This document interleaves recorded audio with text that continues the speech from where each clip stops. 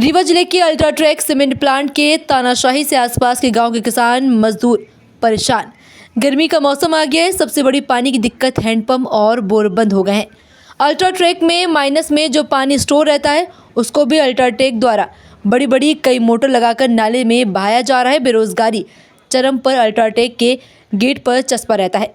एक मजदूर भी चाहिए तो 100 किलोमीटर की दूर का होना चाहिए। आसपास के ग्रामीणों में आक्रोश। क्षेत्रीय लोग एक बड़े आंदोलन की तैयारी में आइए। अल्ट्राटेक सीमेंट प्लांट से लगे भोलगढ़ पंचायत के सरपंच लक्ष्मीकांत चतुर्वेदी से बात करते हैं। आज हम ग्राम पंचायत भोलगढ़ सरपंच जी के पास आए हैं, लक्ष्मीकांत चतुर्वेदी जी के पास। यहाँ पर जनता का आक्रोश अल्ट्राटेक सीमेंट के खिलाफ ज़्यादातर देखने को मिल रहा है। तो हम सरपंच साहब से बात करेंगे कि जनता आक्रोशित क्यों है। थोड़ा बताइए सरपंच साहब। जनता का आक्रोश होने का सबसे बड़ा कारण है फैक्ट्री की तानाशाही और असुविधा। आज हम ये देखते हैं कि जब से अल्ट्राटेक फैक्ट्री अपने हैंडओवर में ये रीवा बेला प्लांट को ली है, तब से आज दिनांक तक जनता के हित में जितने हमारे गांव हैं लगे हुए फैक्ट्री के, चाहे वो भोलगढ़ ग्राम पंचायत हो, चाहे वो तिहरा ग्राम पंचायत हो, चाहे वो बेला ग्राम पंचायत हो, चाहे वो बैजनाथ ग्राम पंचायत हो, चाहे वो छिजवार ग्राम पंचायत हो, चाहे वो मध्यपुर ग्राम पंचायत हो, चाहे गढ़वा हो, चाहे जोनी हो, यहाँ किसी भी प्रकार की अल्ट्राटेक फैक्ट्री के द्वारा ग्रामीणों को सुविधा नहीं दी जाती। बल्कि अल्ट्राटेक फैक्ट्री के कारण हमारे एरिया में जितने भी लगे गांव हैं, यहाँ हर जगह इतनी दुर्गति मची हुई है कि अब जनता त्राहिमाम कर रही है।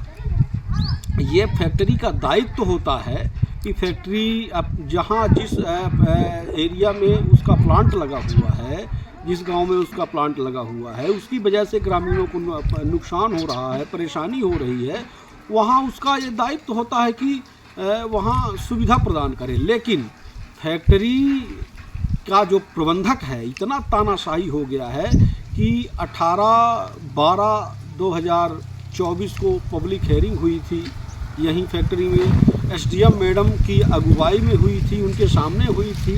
ग्रामीणों का आक्रोश जो था वो मैडम अपने आंखों से देखी थी, फैक्ट्री जो सुविधा देती है वो सुनी थी।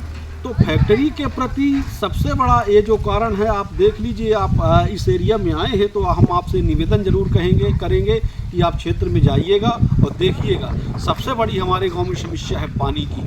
आज पानी के बिना त्राहिमाम मची हुई है।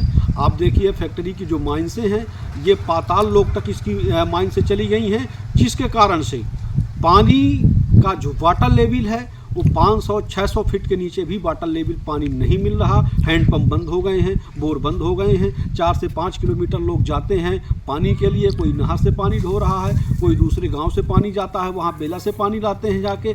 ये दिक्कतें हो गई हैं। ये फैक्ट्री करती क्या है कि जो इसके माइंसों में पानी भरा जाता है, इस पानी को फैक्ट्री फिजूल में फेंक देती है बाहर, क्योंकि इसको अपनी वो खाली करवाना है। और हम लोगों का कथन है कि ये जो पानी है इसको आप हमारे गाँव के तालाबों में भरो, और ये वो काम नहीं कर रही है, पानी को खाली फेंक देते हैं वहाँ। और तानाशाही इतनी बड़ी कि हम लोगों ने माननीय कलेक्टर, माननीय एसडीएम को आवेदन दिया था।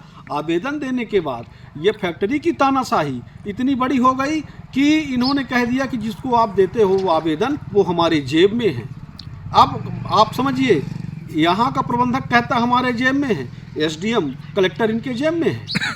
अब ये समस्या हो गई कि हम जाएं तो जाएं कहाँ, ग्रामीण लोग कहाँ जाएं, बताइए। इतनी बड़ी तानाशाही। कलेक्टर को देते हैं तो कलेक्टर कोई कार्रवाई नहीं करते, एसडीएम कोई कार्रवाई नहीं करते। फैक्ट्री वाला कहता है कि हमारे जेब में है। अब उस जेब की तलाश में घूम रहे हैं कि कहाँ है। यहाँ अहरा प्रथा देखने को मिल रहा है। तो फैक्ट्री प्रबंधन द्वारा गौशाला खोला गया था, इसकी क्या व्यवस्था है सरपंच साहब बताइए। फैक्ट्री के द्वारा जो गौशाला खोला गया है तो वो तो हमें ऐसा प्रतीत हो रहा है कि सिर्फ और सिर्फ शासन को दिखाने के लिए खोला गया है कि सरकार देखे कि गौशाला खुला हुआ है। बाकी आप गौशाला में जाके देखेंगे तो आपको वहाँ की हकीकत पता चलेगी कि क्या है। यहाँ किसान परेशान हैं। आप देखिए अभी खेती पकने वाली है और अभी यहाँ पूरी खेती चौपट हो गई है मवेशियों के कारण। यहाँ पर फैक्ट्री का जो प्रदूषित पानी निकलता है तो इससे क्षेत्र का नुकसान कुछ समझ में आता है, बताएंगे? भयानक नुकसान। पानी की फैक्ट्री का जो प्रदूषण है, चाहे वो पानी का प्रदूषण हो, चाहे वो सीमेंट का जो उड़ के आता है खेतों में। आप देखिएगा, अभी तो ठीक है, आप यहाँ तो फसलें नज़र नहीं आती हैं। जब हम लोग खेत बोते हैं तो फैक्ट्री के प्रदूषण के कारण फसलें नज़र नहीं आती हैं, ये दिक्कतें होती हैं। आगे क्या प्लानिंग है? और एक बात और बता दूं आपको, आप भूलगढ़, बैजनाथ, मध्य माने जितने प्रभावित गांव हैं, इस धूल की वजह से यहाँ आप देख लीजिएगा, आप इसका परीक्षण करवाइए, यहाँ सबसे ज़्यादा आपको कैंसर के मरीज मिलेंगे और टीबी के मरीज मिलेंगे। सबसे ज़्यादा इस क्षेत्र में कैंसर और टीबी के मरीज मिलेंगे सिर्फ फैक्ट्री के कारण।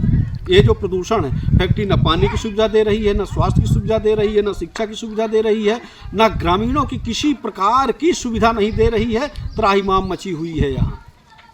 आगे क्या प्लानिंग है? आगे हमारी प्लानिंग है, जो फैक्ट्री प्रबंधक बोला है कि एसडीएम और वो कलेक्टर हमारी जेब में है, उस जेब को देखना, वो जेब कहाँ है, और उस जेब से उन कलेक्टर और प्रशासन को उस जेब से निकालना होगा कि वो किसी कदर उस जेब से निकलें तो और हमारी हम ग्रामीणों की बात सुने और हम कुछ निराकरण निकले।